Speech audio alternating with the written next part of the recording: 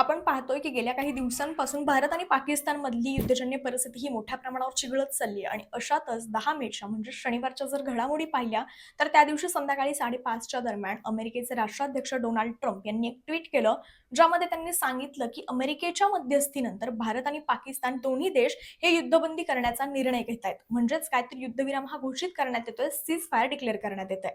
आणि हे cease fire declare केल्यानंतरच काही तासात 2 ते 3 तासात पाकिस्तानकडून मात्र युद्धविराम तोडण्यात आला. त्यांच्याकडून शस्त्रसंधीचं उल्लंघन झालं आणि हे सगळं होण्याच्या आधी आणि झाल्यानंतर भारतात मात्र एकच जण जास्त टार्गेट होत होतं, ते म्हणजे भारत सरकार आणि थेट पंतप्रधान नरेंद्र मोदी.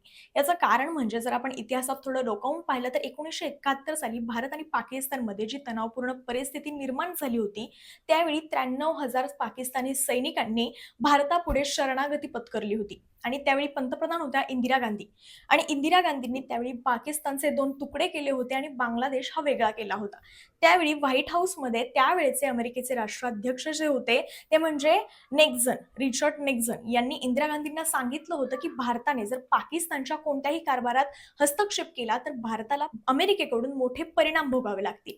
मात्र त्यावेळी इंदिरा गांधींनी निक्सन यांच्या डोळ्यात डोळे घालून सांगितलं की आम्ही तुम्हाला म्हणजेच भारत हा अमेरिकेला आमचा मालक मानत नाही, तर आम्ही तुम्हाला आमचे मित्र मानतो. आणि याचा उल्लेख त्यावेळेचे परराष्ट्र मंत्री हेनरी किसिंजर यांनी त्यांच्या आत्मचरित्रात केला आणि त्यांनी इंदिरा गांधींचं त्यावेळी कौतुक केलंय.